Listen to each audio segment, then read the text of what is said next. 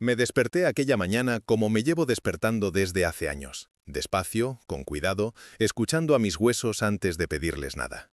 No había alarma, no había prisa, solo el rumor lejano de un autobús pasando por la avenida y el zumbido apagado del frigorífico en la cocina. Abrí los ojos y me quedé un momento mirando el techo blanco de la habitación, con aquella pequeña grieta que nunca terminan de arreglar. La luz que se colaba por la persiana mal bajada tenía ese tono azul grisáceo de Madrid antes de que el sol asome por encima de los edificios. Es una luz fría, pero honesta, no engaña a nadie. Me incorporé con un quejido que no llegó a escapar de mi garganta. A mi edad, uno aprende a sufrir en silencio para no molestar. Las rodillas protestaron, la espalda pareció clavarse durante un segundo y luego, poco a poco, el cuerpo recordó cómo se hace eso de ser cuerpo.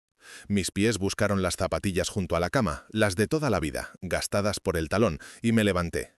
En ese piso de Carabanchel, técnicamente yo tenía una habitación, un trozo de pasillo y 4 paredes donde intentaba meter toda una vida. Pero la casa no era mía, era de mi hijo y de su mujer. Eso me lo recordaban a menudo. Aún así, el silencio de la mañana seguía siendo mío. Eso todavía no me lo habían confiscado. Abrí la puerta despacio para que no chirriara. Me deslicé por el pasillo de puntillas, aunque a estas alturas cualquier paso mío suena siempre un poco a mueble viejo. Pasé delante de las fotos de familia colgadas en la pared, las de mis nietos en el parque, las de la comunión de la mayor, las de las vacaciones en Benidorm.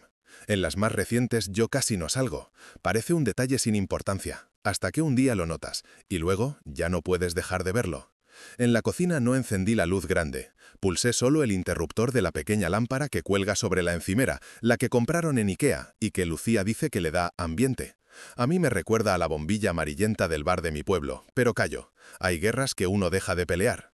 Abrí el cajón de los cubiertos, saqué una cucharilla, puse agua en un cazo. Ya nadie hierve agua en un cazo, ahora todo el mundo lo mete todo en el microondas, pero el café soluble no sabe igual. Lo calenté hasta que empezó a temblar la superficie, lo eché con acento agudo en mi taza blanca con el borde un poco saltado. Y le añadí una nube de leche. Mientras removía el café, mi mano fue sola hacia el sitio de siempre, como hace todas las mañanas, la balda estrecha justo encima del microondas, donde estaba mi pastillero de plástico, con los días de la semana escritos en letras grandes. Mi mano encontró la madera. Nada más. Parpadeé. Me incliné un poco, buscando con la yema de los dedos. Ahí no había nada. Me agaché un poco más, por si lo hubiese empujado sin querer hacia el fondo. Solo encontré unas migas, un trozo de imán de un antiguo calendario y un recibo arrugado. Fruncí el ceño. Abrí el armario de al lado, el de los vasos, después el de los platos, el cajón de las bolsas de plástico, el de los manteles, el pequeño espacio donde guardan el aceite y la sal. Nada. El pastillero no estaba. El café, olvidado sobre la encimera, se enfriaba mientras yo empezaba a notar un frío distinto, uno que no viene de la corriente de la ventana, sino de un sitio más hondo, más serio. Todavía no me asusté, no todavía. Volví a la balda original, palpando más a fondo, aunque sabía perfectamente que no podía haber desaparecido así como así. Yo no muevo mis cosas de sitio, bastante tengo con acostumbrarme a guardarlas donde ellos quieren. En ese momento escuché pasos detrás de mí, suaves, de zapatillas de casa. Lucía. «Buenos días, Manuel», dijo con ese tono correcto que nunca suena del todo cálido. El Manuel le sale plano, sin historia. A veces echo de menos cómo me llamaba mi mujer, Manu, con 3 letras llenas de vida. «Buenos días», respondí sin girarme aún. «¿Has visto mi pastillero? ¿El de las pastillas de la mañana?» Lucía se acercó a la cafetera de cápsulas y se puso a trastear, como si no me hubiera oído bien. «¿Tu pastillero?», repitió, dándole al botón. «Pues no, estaría donde siempre, ¿no?» «Donde siempre no está», dije, esta vez sí mirándola. Le vi la cara perfectamente iluminada por la lucecita azul de la máquina. Tenía el pelo recogido en un moño perfecto, aunque eran apenas las 7:30. La bata gris, la típica del Primark, le caía impecable. No parecía cansada, no parecía nada. Encogió los hombros. «Ay, Manuel, últimamente te despistas mucho», comentó, soplando el café. «Seguro que lo has cambiado tú de sitio». Negué despacio. «Lo dejo aquí todas las noches», expliqué, señalando la balda. «Y todas las mañanas está aquí. Hoy no». Ella bebió un sorbo, sin prisa. «Pues mira en tu habitación», dijo sin más. «Igual lo has llevado allí, o al baño. El otro día ya te encontré las gafas en el lavabo». La frase se clavó como una aguja fina. No porque fuese una mentira, sino porque estaba cargada de insinuación. Lucía, dije despacio, yo no guardo las pastillas en el baño, nunca. Sabes que el médico me dijo que siempre las pusiera en el mismo sitio, a mano. Bueno, pues ayer te despistarías, qué sé yo. Sonrió, pero sus ojos no sonrieron. No pasa nada, ya aparecerá. Apreté la mandíbula. El café se me antojaba de pronto espeso, pesado. El estómago empezó a cerrarse de aquella manera en la que lo hace cuando algo no va bien y tu cuerpo lo sabe antes que tu cabeza. No las he movido, repetí, más para mí que para ella. Ella dejó la taza en la encimera y miró el móvil. Manuel, de verdad, no empieces el día con dramas, dijo en un suspiro. Mira en tu cuarto. Y se fue al salón, con el café en la mano y el móvil en la otra, como si acabara de solucionar un problema inexistente. Yo me quedé mirando la balda vacía unos segundos más. Luego obedecí. Fui a mi cuarto. Abrí el armario, miré en la mesilla, debajo de la cama, en el cajón donde guardo los calcetines, en la caja de zapatos donde tengo algunas fotos viejas que no soporté tirar. Nada, ni rastro del plástico blanco con las letras L, M, X, J, V, S, D en negro. Me senté al borde de la cama, notando cómo el colchón se hundía un poco bajo mi peso, como si también estuviera cansado de sostenerme. No era solo el pastillero, era el modo en que Lucía lo había dicho. Era la mirada rápida, fugaz, que había lanzado hacia el pasillo, como comprobando si alguien nos escuchaba. Era la forma en que, desde la bronca de anoche, nadie me miraba directamente a los ojos durante demasiado tiempo. La bronca de anoche. Cerré los ojos y, como siempre que uno intenta no pensar en algo, ahí estaba esa escena, nítida. Diego, mi nieto, estaba en su habitación jugando con sus cromos. Eran cerca de las 8 de la tarde, esa hora en la que los niños están cansados pero se resisten a dormir y los adultos quieren apagar la cabeza un rato. Yo estaba en el sofá, viendo el parte de la 1, aunque más por costumbre que por interés. Las noticias son ya una repetición de desgracias que se parecen demasiado a las de ayer. Carlos y Lucía se estaban poniendo las chaquetas en el recibidor. ¿A dónde vais?, pregunté. Al Mercadona de la esquina, dijo Carlos mirando el reloj, que no tenemos nada para el desayuno. ¿Y Diego?, pregunté, incorporándome un poco.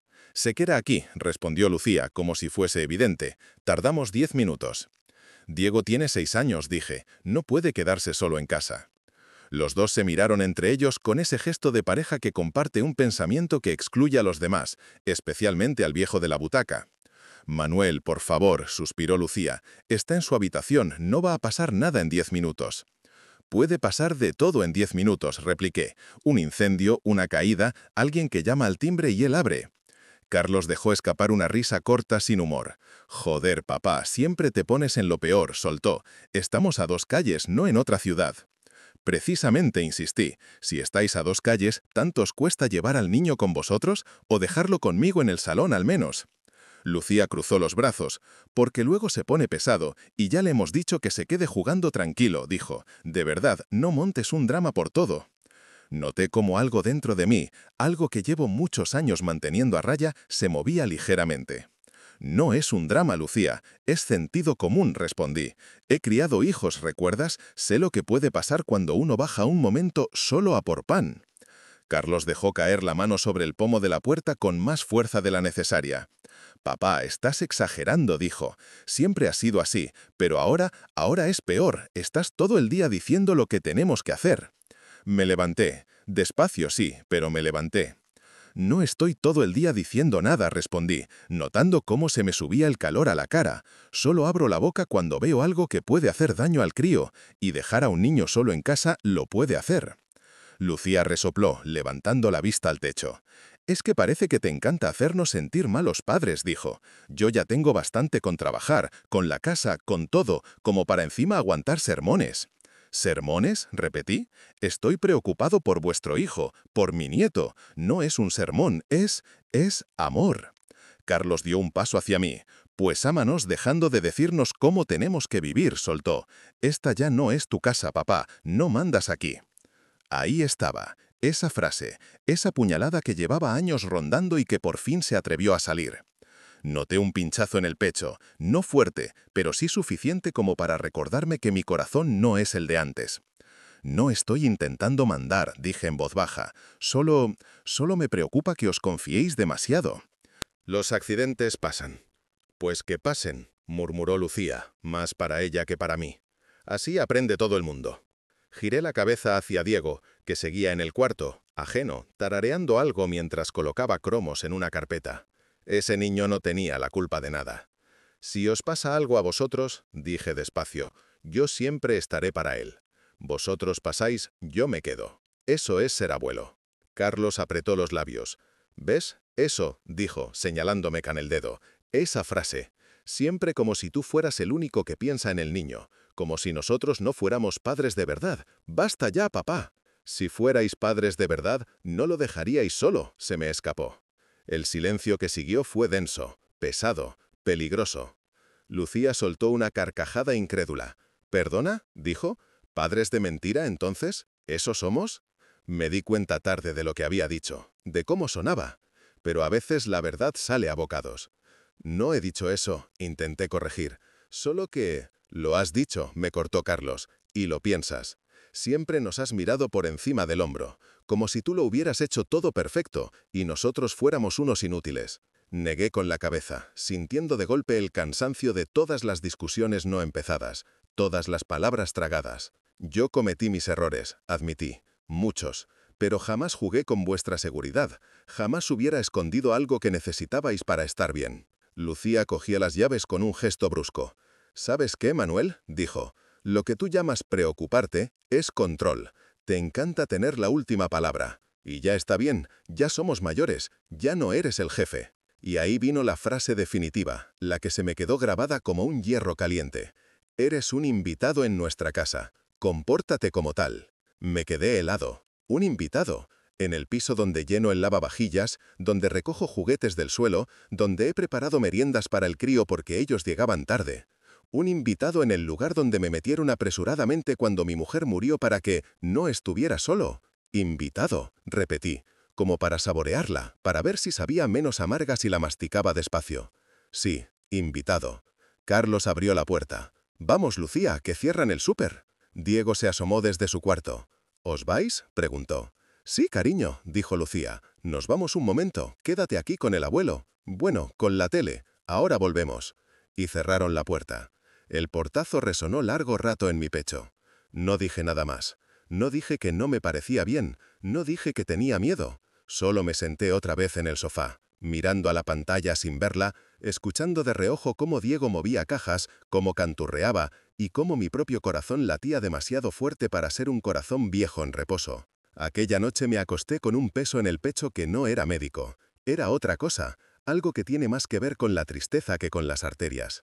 Y ahora, a la mañana siguiente, con el pastillero desaparecido, ese peso se había transformado en algo distinto. Certeza. No era un despiste, no era una casualidad, era un castigo. Asterisco, asterisco, asterisco. Volví del recuerdo a la habitación de golpe, como quien sale de una película y se encuentra otra vez con su propia vida. Abrí el cajón de la mesilla. No busqué las pastillas, ya sabía que no estaban. Busqué otra cosa, mi viejo móvil, un Nokia de teclas que mi hijo se empeña en llamar prehistórico. Lo encontré debajo de unos recortes de periódico que guardo de puro cabezota. El teléfono estaba apagado. Lo enciendo una vez cada mucho, para mandar algún mensaje, para mirar alguna foto vieja que aún guarda.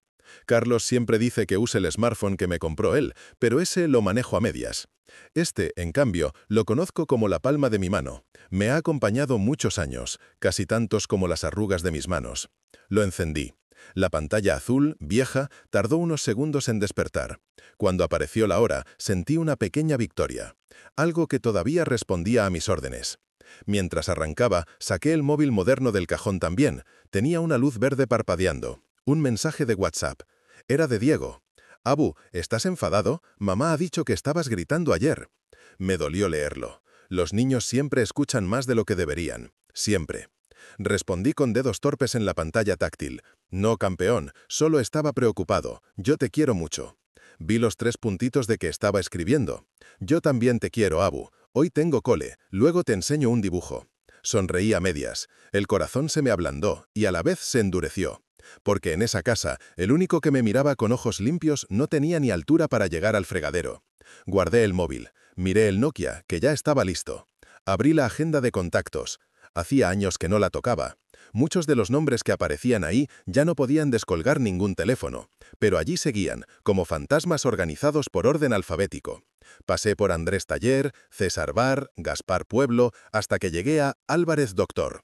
El nombre apareció como una cicatriz antigua. El doctor Álvarez no era solo mi médico, fue el pediatra de mis hijos cuando eran pequeños, el que les puso las vacunas, el que les dio puntos en la ceja cuando se abrieron la cabeza contra la mesa del salón. Era el hombre al que Carlos y su hermana temían más que a cualquier profesor. No porque fuera cruel, sino porque tenía una mirada que atravesaba las mentiras como si fueran papel fino. Cuando de niños se negaban a comer, mi mujer decía, como se lo diga al doctor Álvarez, verás, y se lo comían. Yo llevaba tiempo sin verlo. Ahora me atienden otros médicos jóvenes en el centro de salud y él está a punto de jubilarse, dicen. Pero su número seguía ahí.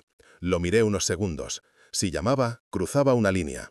De aguantar a denunciar, de callar a pedir ayuda. Apreté el botón verde. El tono sonó una vez, dos, tres. ¿Sí? Respondió una voz grave, algo más cascada que en mis recuerdos, pero inconfundible. Doctor, soy yo, Manuel García. Hubo una pausa breve, luego una exclamación suave. Manuel, hombre, ¿cuánto tiempo? ¿Qué ocurre? No me llamas nunca para cosas buenas, ¿eh? Intenté hacer una broma, pero la voz me salió más floja de lo que esperaba. No es nada bueno, no, admití.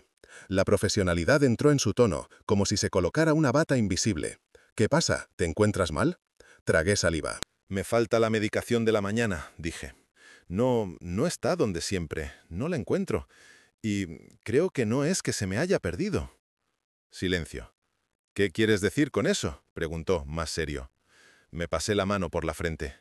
Creo que alguien la ha escondido, murmuré. ¿Quién?, preguntó sin rodeos. Miré la puerta entreabierta de mi habitación, el pasillo vacío. Mi hijo, su mujer. El silencio esta vez fue más largo. Podía casi ver su rostro, fruncido, endureciéndose. ¿Por qué iban a hacer algo así, Manuel?, preguntó. Discutimos anoche, respondí. Por el niño. Lo dejaron solo en casa un momento. Yo me alteré. Les dije que no se hace. Ellos se enfadaron. Me dijeron que soy un invitado.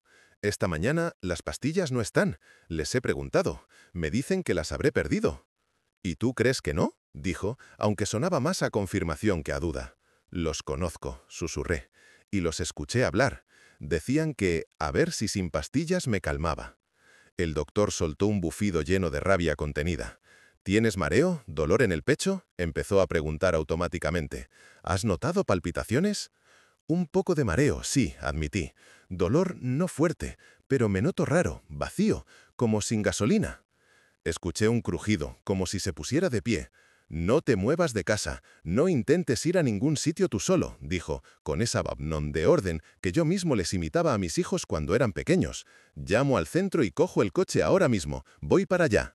Pero, doctor, no hace falta que... Manuel, su tono no dejaba lugar a réplica. A tu edad, con tu historial, no tomar la medicación no es una tontería. Y si además alguien te la ha escondido, eso tiene un nombre feo, muy feo. Noté un nudo en la garganta. No quiero líos para ellos, dije, casi en un susurro. Los líos ya los han creado ellos mismos, respondió. Tú solo has levantado la mano para decir, me están haciendo daño, como deberías. Quise decir algo más, pero se me cruzaron las palabras con el mareo. Cerré los ojos un momento. Si te notas peor, llamas al 112 y pides una ambulancia, añadió. Pero ni se te ocurra bajar a la calle solo, ¿me oyes? En 15 minutos estoy ahí. No me dio tiempo a contestar. Colgó. Me quedé con el teléfono en la mano, escuchando el pitido de llamada terminada. 15 minutos. En 15 minutos, un hombre que apenas me ve ya en consulta se iba a plantar en mi casa porque yo, a estas alturas de la película, por fin me había atrevido a decir, me están haciendo daño. Guardé el teléfono en el bolsillo del batín y respiré hondo. El mareo iba y venía, como una ola terca. Me levanté con cuidado y salí al pasillo. Carlos estaba saliendo del baño, con el pelo aún mojado. Llevaba la camiseta que suele ponerse para teletrabajar, la que dice «No coffee, no worky». A mí me hace gracia. Hoy no. ¿Con quién hablabas?, preguntó, mirándome con suspicacia. Con el médico, respondí. Sus cejas se levantaron, alarmadas. ¿Con el médico? ¿Por qué?, preguntó demasiado rápido. Porque sabes lo que has hecho, pensé. Porque en el fondo todavía te da miedo que alguien te diga que lo que haces está mal. Noté un nudo en la garganta. No quiero líos para ellos, dije, casi en un susurro. Los líos ya los han creado ellos mismos, respondió. Tú solo has levantado la mano para decir, me están haciendo daño, como deberías. Quise decir algo más, pero se me cruzaron las palabras con el mareo. Cerré los ojos un momento. Si te notas peor, llamas al 112 y pides una ambulancia, añadió. Pero ni se te ocurra bajar a la calle solo, ¿me oyes? En 15 minutos estoy ahí. No me dio tiempo a contestar. Colgó. Me quedé con el teléfono en la mano, escuchando el pitido de llamada terminada. 15 minutos. En 15 minutos, un hombre que apenas me ve ya en consulta se iba a plantar en mi casa porque yo, a estas alturas de la película, por fin me había atrevido a decir, me están haciendo daño. Guardé el teléfono en el bolsillo del batín y respiré hondo. El mareo iba y venía, como una ola terca. Me levanté con cuidado y salí al pasillo. Carlos estaba saliendo del baño, con el pelo aún mojado. Llevaba la camiseta que suele ponerse para teletrabajar, la que dice «No coffee, no worky». A mí me hace gracia. Oílo. «¿Con quién hablabas?», preguntó, mirándome con suspicacia. «Con el médico», respondí. Sus cejas se levantaron, alarmadas. «¿Con el médico? ¿Por qué?», preguntó demasiado rápido. «Porque sabes lo que has hecho», pensé. «Porque en el fondo todavía te da miedo que alguien te diga que lo que haces está mal». «Porque me falta la medicación», dije, sin apartar la vista de la suya. «Y porque sé que no ha desaparecido sola». Se le tensó la mandíbula. «Papá, ya empezamos», murmuró. «No se te puede decir nada, te pones dramático. Si te saltas una toma, no pasa nada, luego te la tomas y ya». «No eres médico», repliqué. «Pero sé sumar, joder», dijo. «Llevas años tomándotelas, no te vas a morir por un día». «No sabes eso», respondí. «Él sí lo sabe, por eso viene».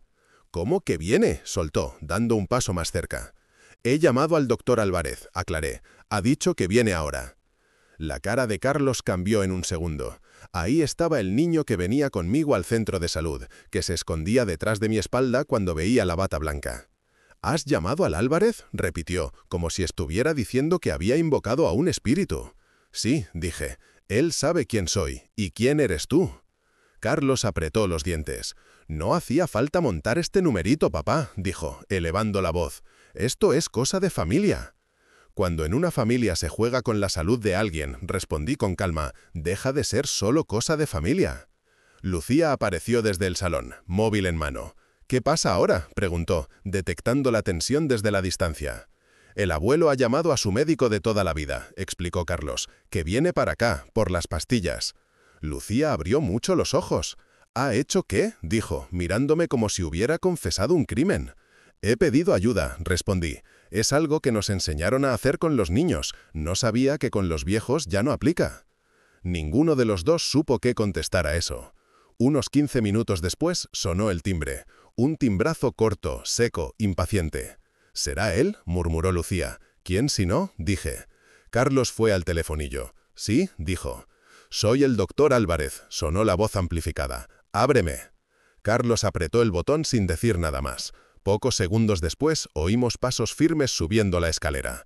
No le hicieron falta 2 rellanos para llegar a nuestro piso. Conocía la casa. Había venido alguna vez cuando Diego nació, para hacernos la vida más fácil. La puerta se abrió antes de que Lucía pudiera cambiar la cara. El doctor entró casi sin pedir permiso, con la chaqueta medio abrochada y el maletín colgando de la mano. Tenía más canas que en mis recuerdos y algunas arrugas nuevas en la frente. Pero la mirada era la misma, de esas que desnudan las excusas. «¿Dónde está Manuel?», preguntó, sin perder un segundo. «¿En su cuarto o en el salón? No sé», balbuceó Lucía. «Estoy aquí», dije desde el pasillo. Se giró hacia mí y por un segundo aquella dureza en su cara se ablandó. «Manuel», dijo, acercándose a grandes zancadas. «Siéntate, anda». Me llevó casi de la mano hasta el sofá, me puso una mano en el hombro para que me dejara caer con cuidado y sacó el tensiómetro del maletín con la rapidez de un pianista. «¿Mareo? ¿Visión borrosa?», preguntó. «Un poco de todo», admití. «Claro que sí», murmuró. «Si es que sois todos iguales, os pensáis que las pastillas son caramelos». Miró de reojo a Carlos y a Lucía cuando dijo eso. Yo también los miré. Ellos bajaron la vista. El aparato pitó y la pantalla mostró unos números que yo no alcancé a leer, pero que a él no le gustaron. «Estás alto de tensión», dijo, «y eso sin medicación, no es ninguna bruma». Se giró hacia ellos, quitándose las gafas un segundo para mirarlos directamente. «¿Dónde están sus pastillas?», preguntó. Carlos se recolocó la camiseta. «No lo sabemos», contestó rápido. «Él mismo las habrá cambiado de sitio».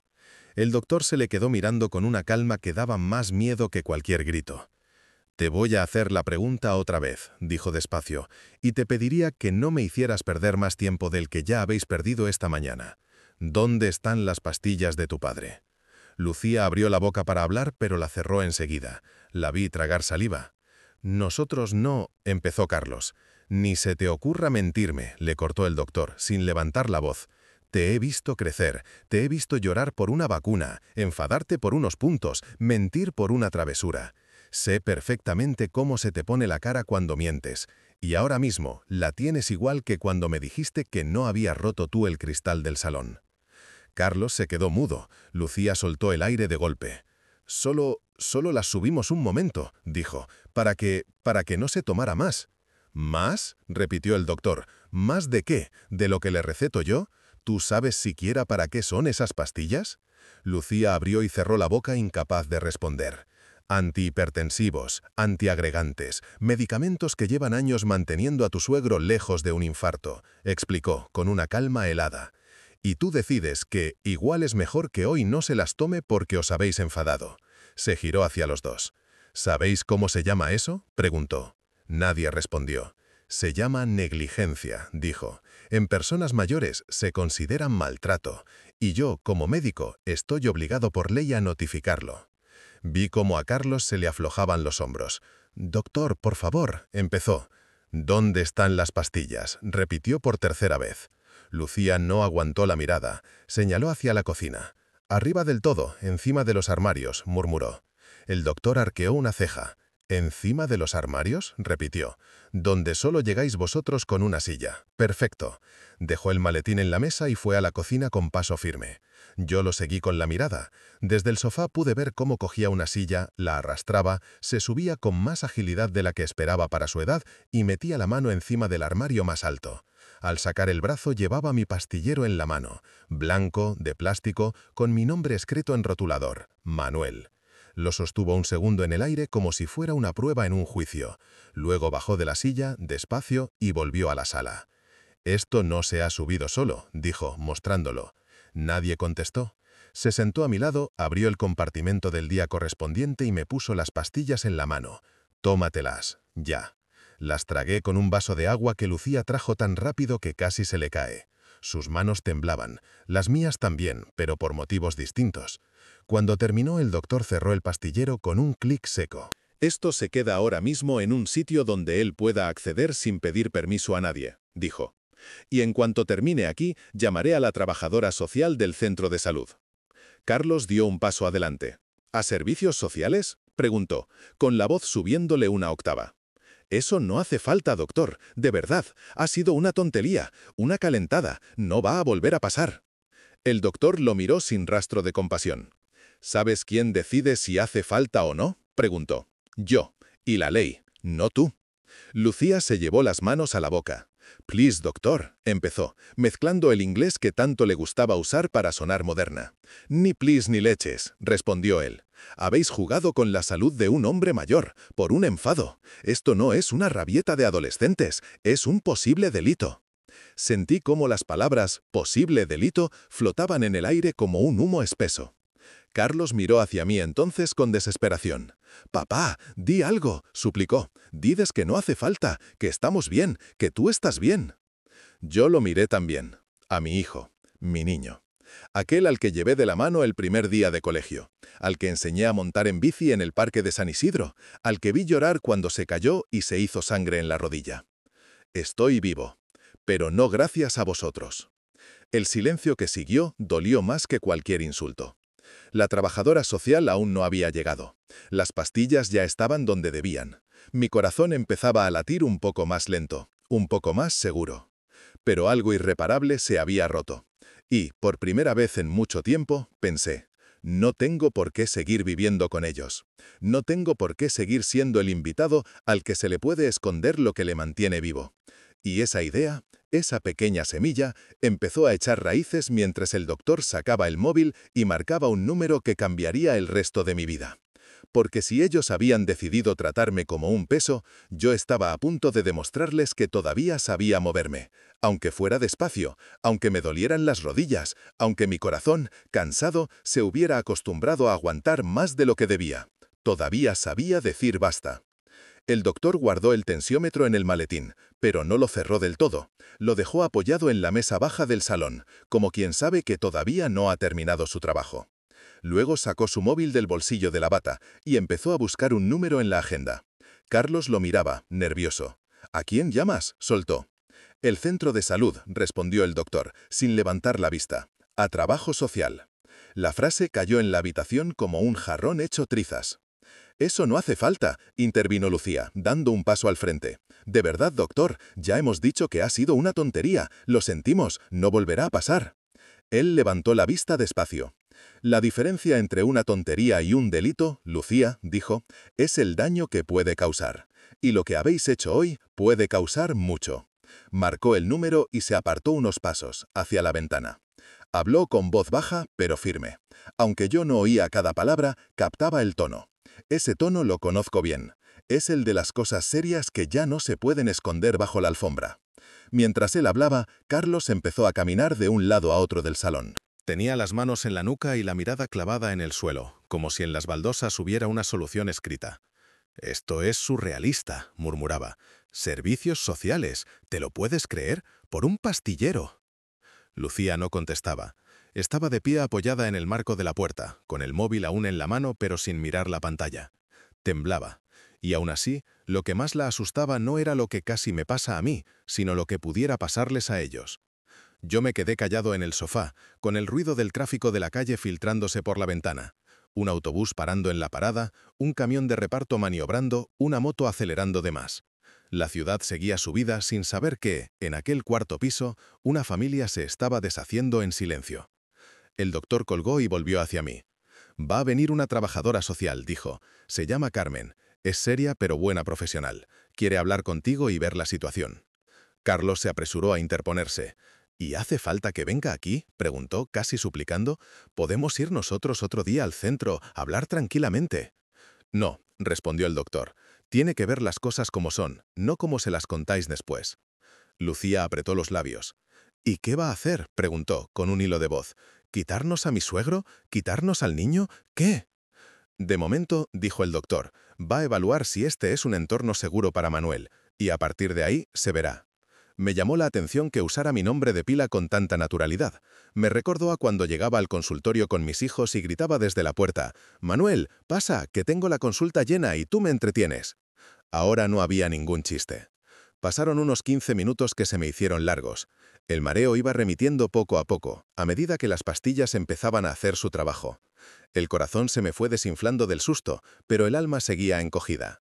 Durante ese rato nadie puso la tele, nadie miró el móvil.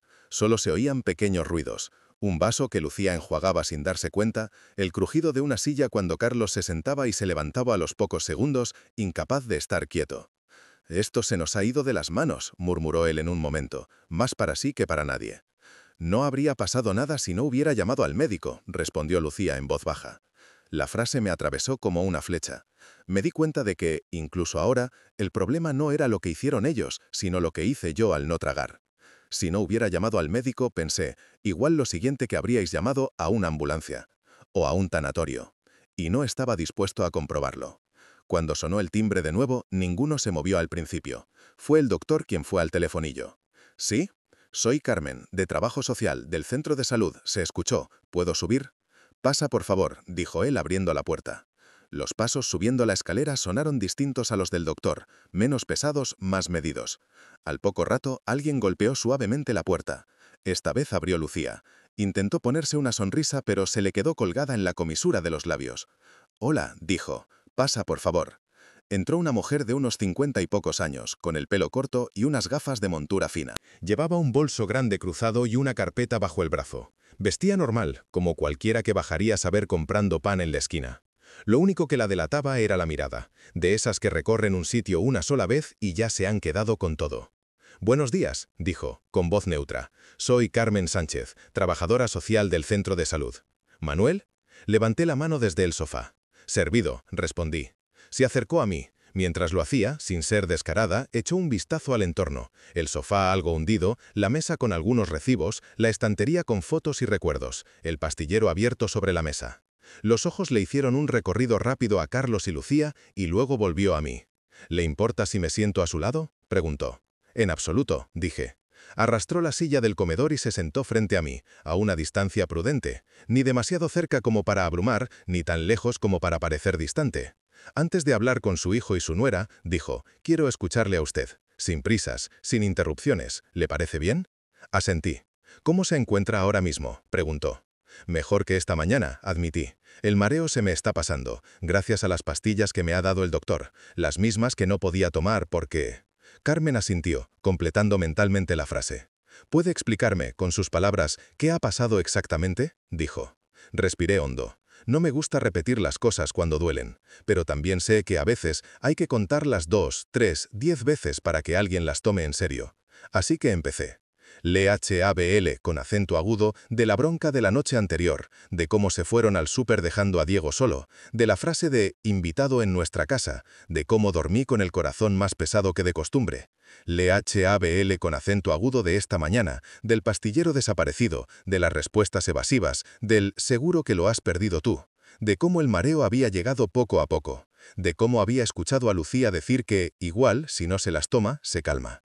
Mientras hablaba, Carmen no tomaba notas todavía, solo me escuchaba. Sus ojos no se iban a ninguna otra parte, como si en ese momento yo fuera el único asunto que tenía en el mundo. Cuando terminó, se quedó unos segundos en silencio procesando. «¿Se han dado situaciones parecidas antes?», preguntó al fin. «No con la medicación, sino con castigos, silencios, faltas de respeto». La pregunta me cogió en un sitio sensible. Dudé, porque una vez empiezas a tirar del hilo, el jersey entero se viene abajo. «Sí», dije al cabo de unos segundos, «no tan graves como hoy, pero sí, comentarios, desprecios, bromas que no son bromas, cosas que uno va tragando». «¿Desde cuándo vive usted aquí con ellos?», preguntó. «Desde que murió mi mujer», respondí, 3 años más o menos». «¿Y siempre ha tenido esta sensación, o ha cambiado con el tiempo?» Pensé en los primeros meses, cuando me trajeron del pueblo casi de golpe, cuando mi hijo decía, «Así estás acompañado, papá». Pensé en las primeras comidas los domingos, en las risas, en las fotos, en cómo poco a poco las fotos dejaron de tenerme en el centro para relegarme a una esquina, y luego simplemente ya no salía. Al principio intentaban que me sintieran bien, dije. Luego, supongo que se cansaron. Y yo también. ¿Se siente usted un estorbo?, preguntó sin rodeos. Tragué saliva. Sí, admití. Muchas veces. Casi siempre. Carmen asintió despacio. Se notaba que no era la primera vez que escuchaba esa palabra. «Manuel», dijo, usando mi nombre con una suavidad que agradecí. «Tengo que hacerle una pregunta clara. Si prefiere, puedo hablarlo con el doctor, pero me gustaría que saliera de usted». La miré, esperando. «¿Se siente usted seguro viviendo aquí?», preguntó. La respuesta me salió del pecho sin pedir permiso a la cabeza. «No». La palabra sonó extraña en mi boca, pero justa. No era una exageración, no era una revancha, era la verdad, simple. Carmen no se sorprendió. Solo se enderezó en la silla como quien confirma una sospecha dolorosa. «Bien», dijo, «gracias por ser sincero. No todo el mundo se atreve». Miró un momento hacia la puerta, donde Carlos acechaba como un niño expulsado de clase. «Ahora voy a hablar con ellos», añadió. «Y después, si usted quiere, hablamos de opciones. Usted no está obligado a quedarse en un sitio donde no se siente seguro, ni física ni emocionalmente. Tenga la edad que tenga». Asentí, con la garganta apretada. Ella se levantó. Antes de salir al pasillo, se giró de nuevo hacia mí.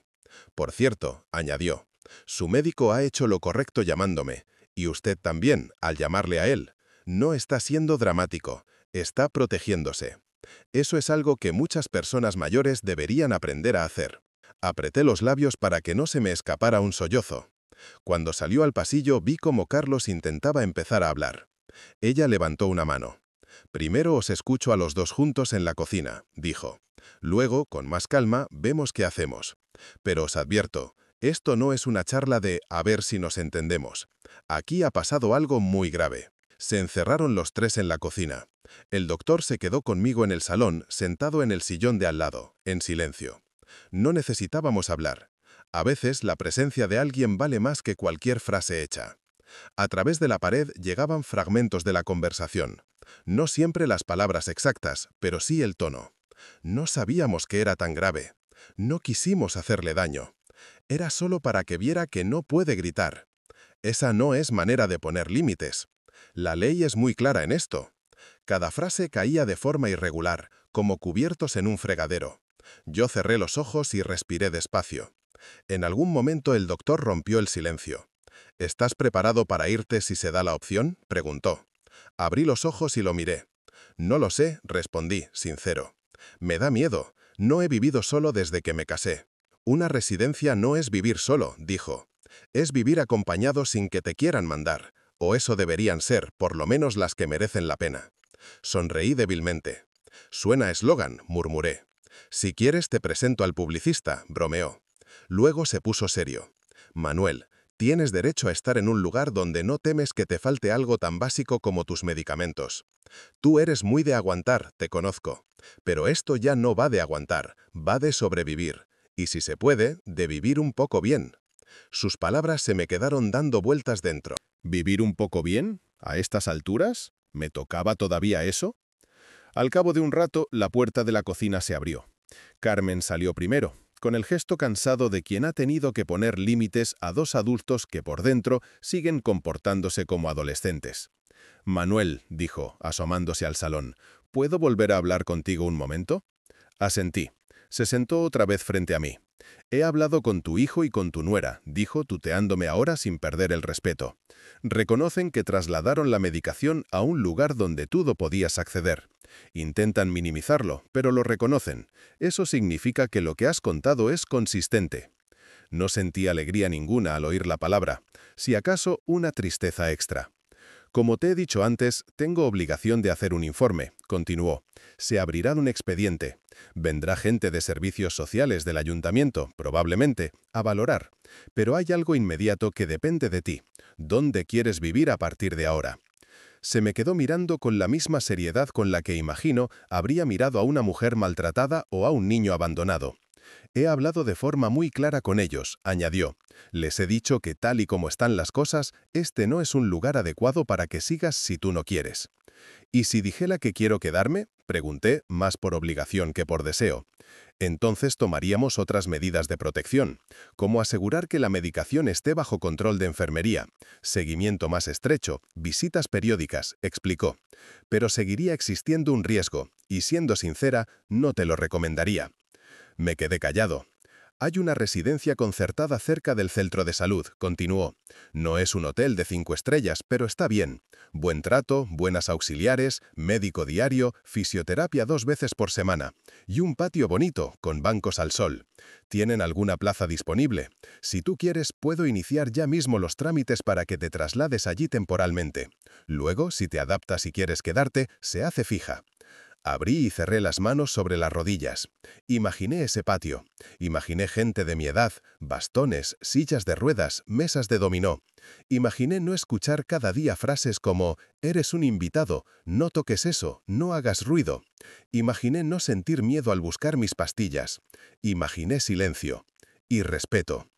«No quiero ser un marrón para nadie», dije al fin. Carmen negó con la cabeza. «No eres un marrón», respondió. «Eres una persona. Lo que han hecho contigo sí es un marrón. Y muy grande». Sonreí sin ganas. Me di cuenta de que, con cada palabra que decía, Carmen estaba ayudándome a ver algo que yo llevaba mucho tiempo sin querer mirar de frente. Que mi dignidad no había desaparecido con mis años. Solo la había ido guardando en cajones para no molestar. «Quiero irme», dije, de golpe. Ella asintió sin sorpresa. «Muy bien», dijo. «Entonces, eso haremos». Asterisco, asterisco, asterisco. El resto del día se me grabó en la memoria con la nitidez de las fotos viejas. Colores algo apagados, pero formas muy claras. Carmen explicó a Carlos y a Lucía la decisión. Sus caras fueron un espectáculo de incredulidad, luego enfado, luego pánico. «¿Pero cómo que se va?», preguntó Carlos. «Así, sin más, si este es su sitio». «Su sitio es donde él quiera estar», respondió ella. «Y ahora mismo no quiere estar aquí». Lucía se llevó la mano a la frente. «¿Y la gente qué va a pensar?», soltó, antes de poder morderse la lengua. «Van a creer que lo hemos echado». Carmen levantó ligeramente las cejas. «Lo que la gente piense es problema vuestro», dijo. «Mi responsabilidad es él, y ahora mismo su bienestar está comprometido aquí».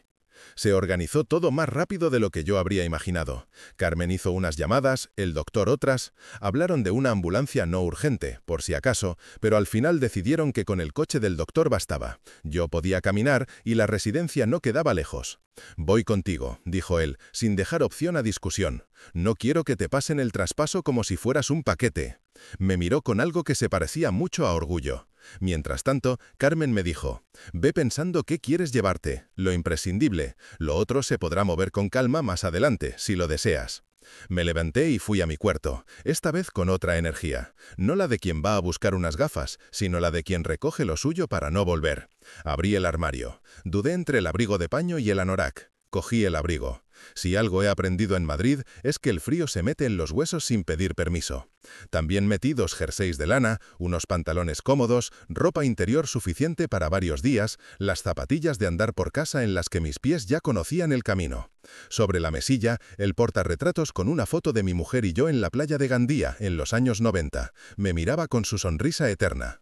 Lo cogí sin pensarlos 2 veces. Corto, al bolso. Ese sí que no se quedaba. También cogí una foto de Diego, con la camiseta del Atleti, enseñando los pulgares hacia arriba. Esa la guardé con cuidado entre 2 camisas, como quien esconde un tesoro. Mientras doblaba la ropa, escuché pasos pequeños acercándose por el pasillo. «¿Abu?» La voz de Diego. Me giré. Estaba en el marco de la puerta, con la mochila del cole todavía colgando de un hombro.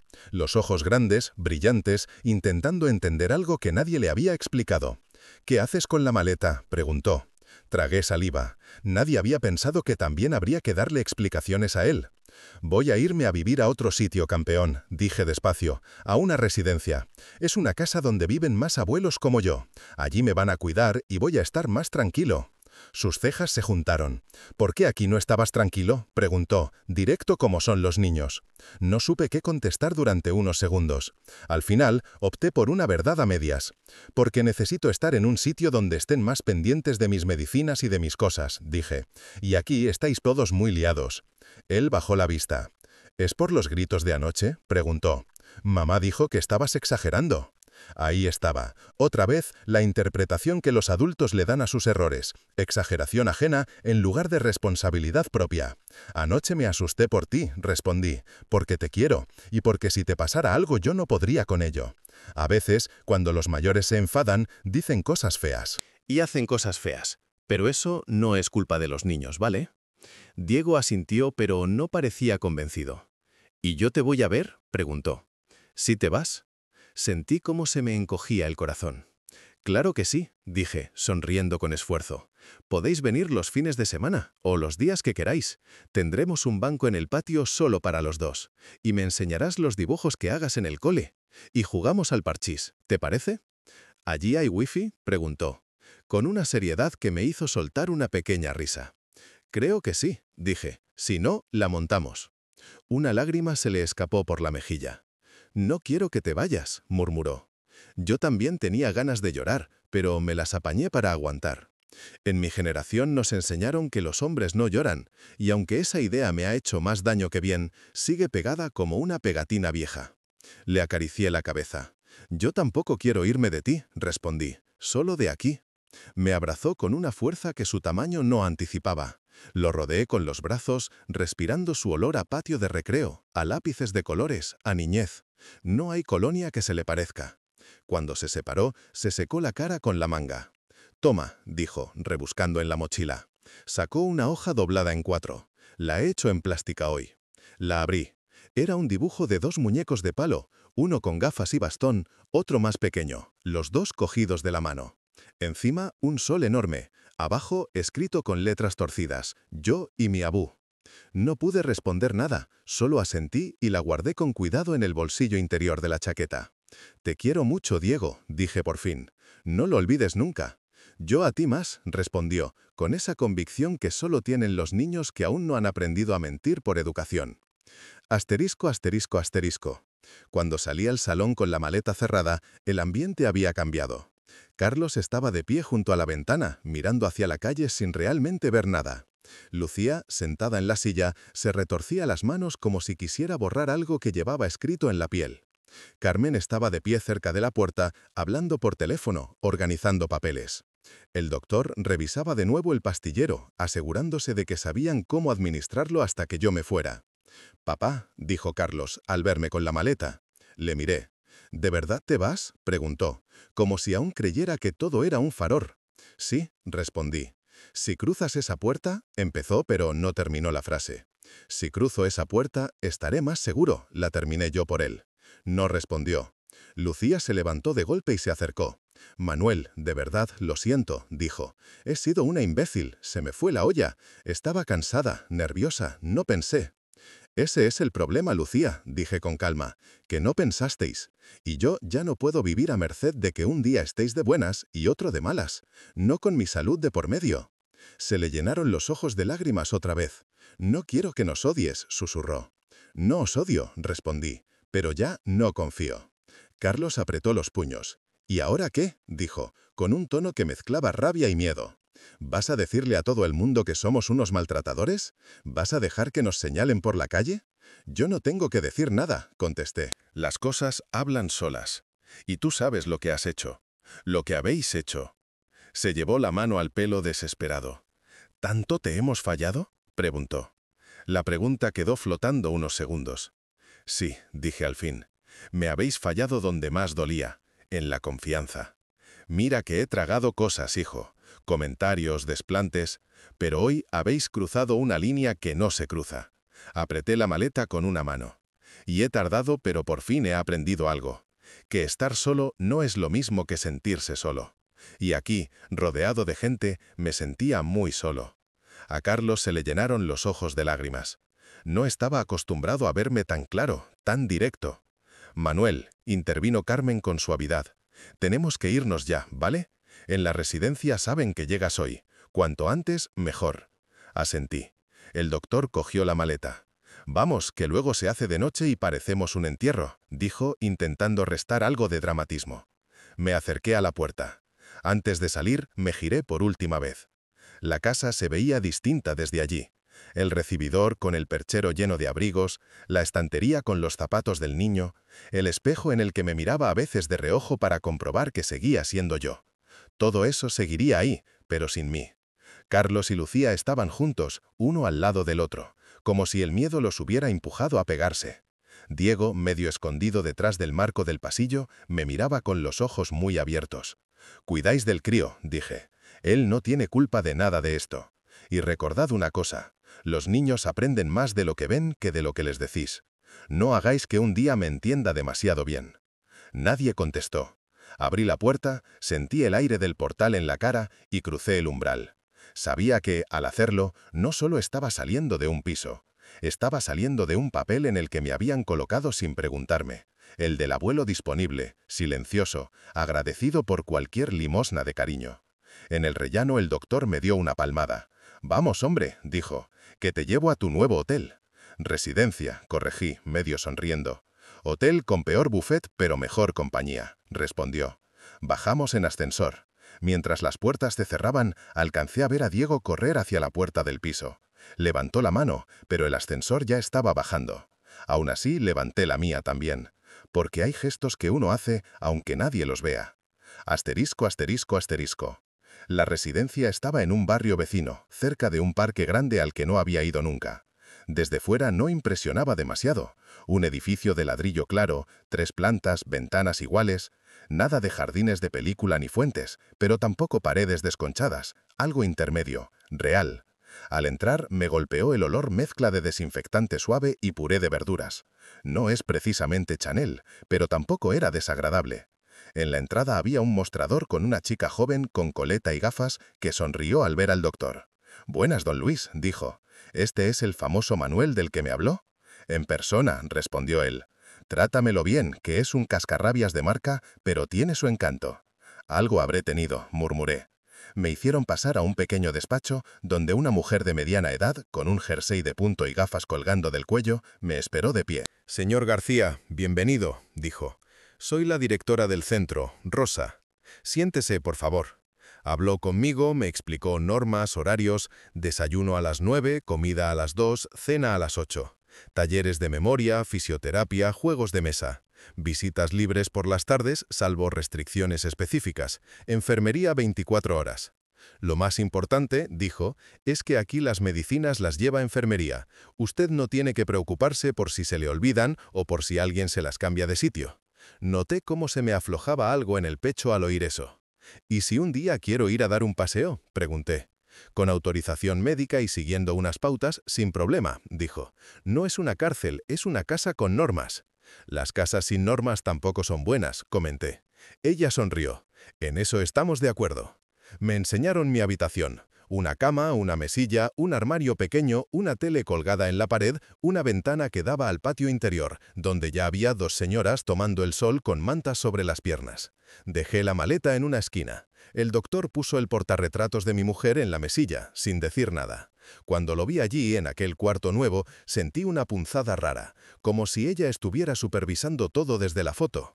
«Creo que aquí te regañaría menos que en casa de tu hijo», dijo el doctor, medio en broma. «Ella tenía mano dura, ¿eh?», respondí.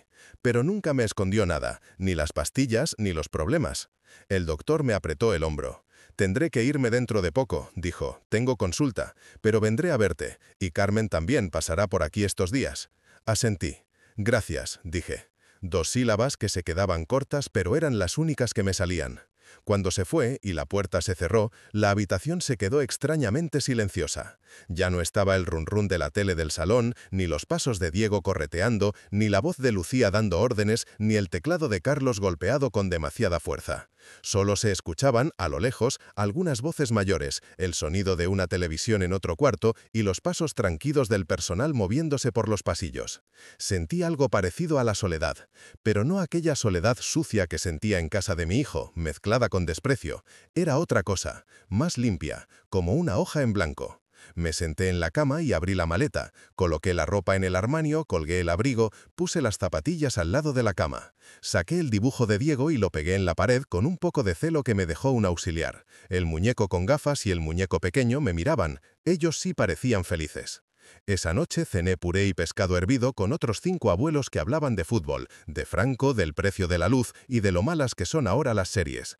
Uno contaba chistes verdes, otro se quedaba dormido entre cucharada y cucharada. Nadie me llamaba invitado, nadie me decía que hacía ruido. Un auxiliar me dio las pastillas con agua. «Tómese estas, Manuel», dijo, «son las de la noche».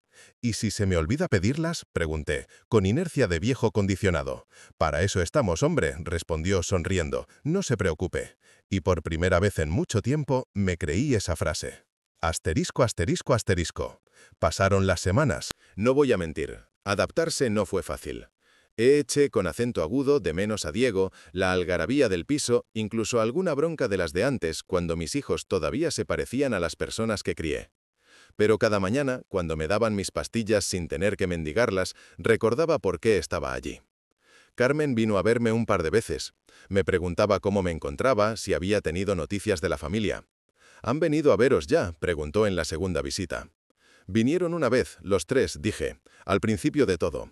Luego solo el crío y una vez Carlos, solo. «¿Y cómo fue?», quiso saber. La primera visita fue extraña. Carlos y Lucía llegaron cargados de bolsas, como si trajeran paz envuelta en galletas y zumos. Diego salió disparado hacia mí en cuanto me vio en el patio, abrazándome como si le fuera la vida en ello. Lucía estaba más flaca, Carlos más encorvado. «¿Qué tal aquí?», preguntó él, mirando alrededor, incómodo. «Más tranquilo que en casa», respondí.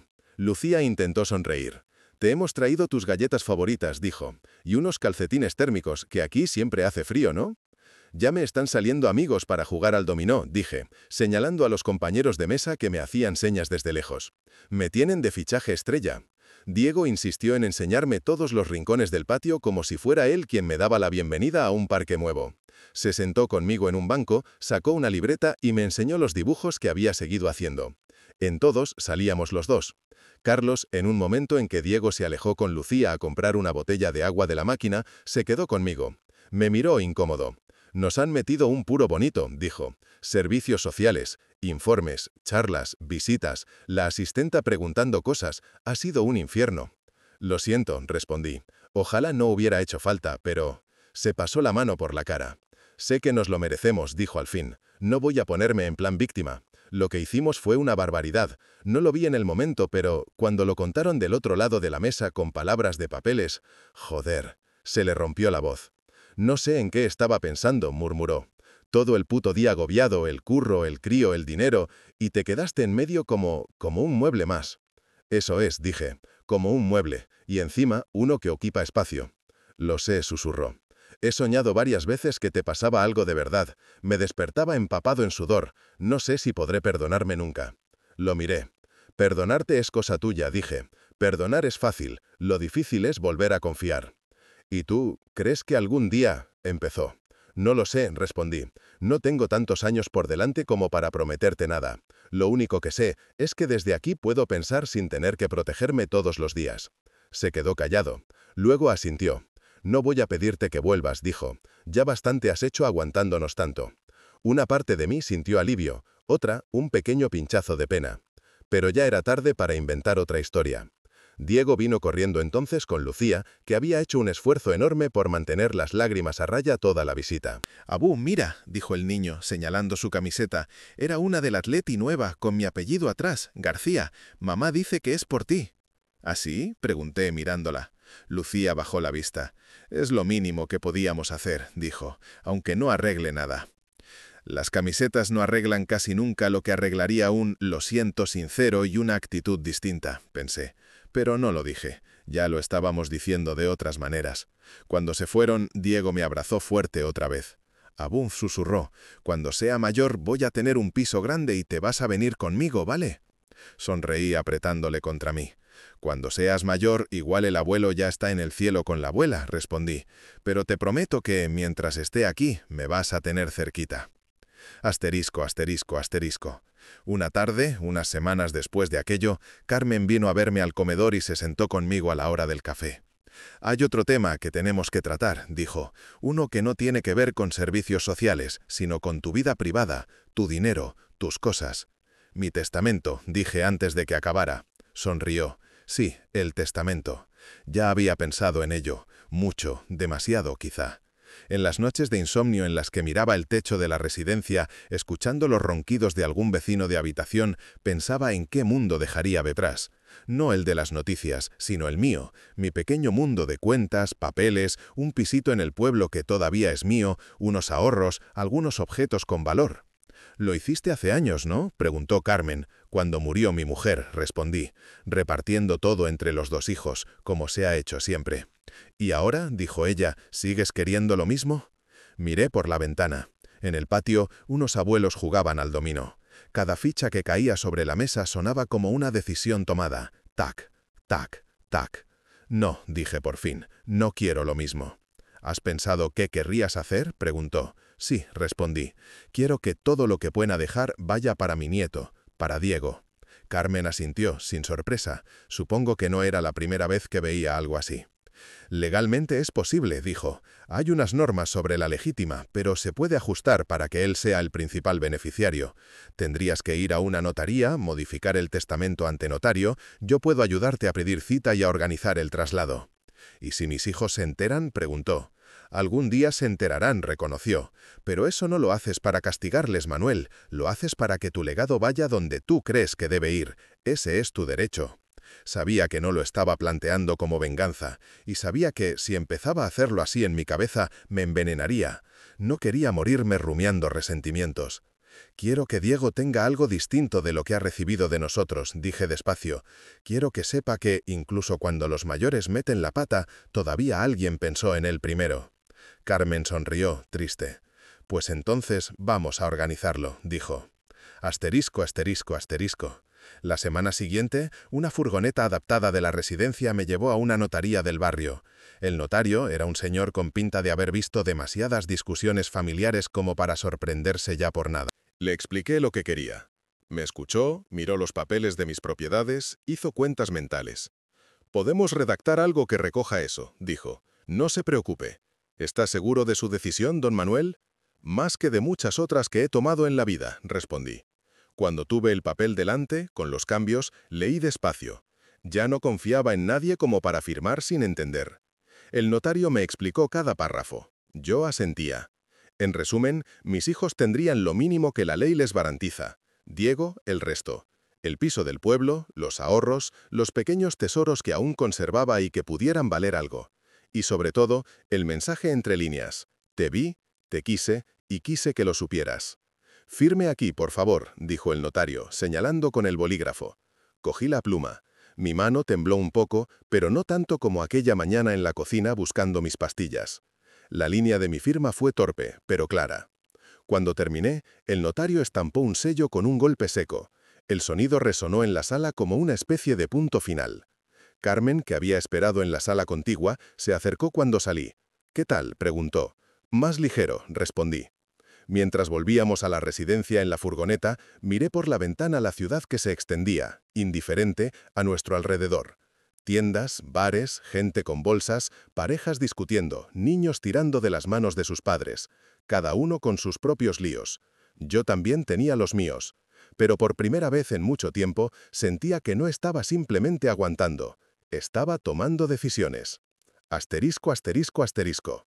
A veces, por las noches, me pregunto si hice bien, si no fui demasiado duro, si no habría sido mejor no montar nada, como dicen ellos.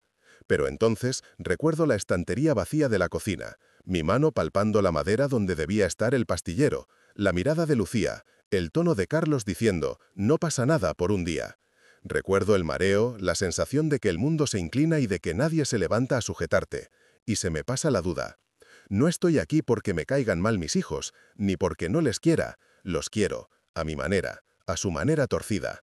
Los quiero con todos sus defectos, pero el amor no es licencia para destruir, y hay una línea que cruzaron aquel día que no pienso dejar que nadie vuelva a cruzar. Sigo viendo a Diego. Viene casi todos los domingos. Jugamos al parchís, me cuenta cosas del cole, me enseña vídeos en el móvil que no siempre entiendo. A veces viene Carlos, otras veces lo trae Lucía y otras lo trae una vecina que se ha ofrecido a acercarlo porque vive cerca. La relación con mis hijos ha cambiado. Hay más distancia, más cuidado en lo que dicen. Se pesan las palabras antes de soltarlas. La confianza rota se ha quedado en el suelo como un jarrón. La estamos pegando poco a poco, pero se le notarán siempre las grietas. No sé cuánto me queda, nadie lo sabe, pero al menos, el tiempo que me quede, he decidido vivirlo de una forma distinta a como me estaba resignando. No como un invitado, no como un mueble, sino como lo que soy. Un hombre mayor, sí, pero hombre al fin y al cabo, con derecho a enfadarse, a pedir respeto, a no permitir que le escondan lo que le da la vida. Si estás escuchando esto, quizá pienses que exagero, que tampoco fue para tanto. Que a veces los viejos se ponen dramáticos. Eso mismo se dijeron mis hijos. Hasta que vino el médico, hasta que llamó la trabajadora social, hasta que escucharon, de boca de otros, la palabra que tanto les costaba pronunciar: maltrato. Una palabra que nunca pensaron que pudiera rozar su casa. Pero así es esto, nadie se cree capaz hasta que se ve en el espejo. Yo tardé mucho en mirarme en el mío, en admitir que aquello no era cosas de la convivencia, ni comentarios sueltos, ni un calentón. Era una forma de tratarme que me iba apagando por dentro. El día que escondieron mis pastillas fue el día que se les olvidó algo más importante que una caja de plástico, que yo sigo vivo. Y ese día, paradójicamente, fue cuando empecé a recordarlo yo, que aún respiro, que aún pienso, que aún puedo coger un teléfono viejo, llamar al hombre que asustaba a mis hijos de pequeños y decir, necesito ayuda. Que aún puedo decirle a una trabajadora social, no estoy seguro aquí. Que aún puedo coger una maleta, llenarla de 4 camisas, 2 fotos y un dibujo infantil y cruzar un portal sin saber muy bien qué viene después, pero sabiendo muy bien qué dejo atrás. Puede que sea un abuelo, puede que camine más despacio, que me duelan las rodillas cuando cambia el tiempo, que me cueste recordar el nombre del vecino nuevo, pero una cosa no he olvidado: saber cuándo se acabó. Y el día que mis propios hijos escondieron mi medicación para darme una lección, se acabó. Lo que ellos no sabían es que la lección se la estaban dando a sí mismos, y que yo, desde este cuarto de residencia, con mi dibujo pegado en la pared y mis pastillas donde tienen que estar, he encontrado algo que en su casa ya no quedaba: paz. Una paz rara, con ruidos de andadores y olor a desinfectante, sí, pero paz al fin y al cabo. Y cuando firmé aquel papel en la notaría, dejando lo poco que tengo a nombre de Diego, no pensé en castigar a nadie. Pensé en el niño que corrió por el pasillo aquel último día, levantando la mano mientras el ascensor se cerraba. Pensé en su dibujo de yo y mi abú. Y pensé que cuando algún día sea mayor y le toque enfrentarse a su propia familia, quiero que tenga algo que yo tardé demasiado en aprender. Que querer a los tuyos no significa dejar que te destruyan. Que poner límites también es una forma de amor. Que incluso un viejo, sentado en una silla de plástico en el patio de una residencia, puede, un buen día, alzar la voz, aunque sea bajito, y decir «basta», y que todo cambia a partir de ahí.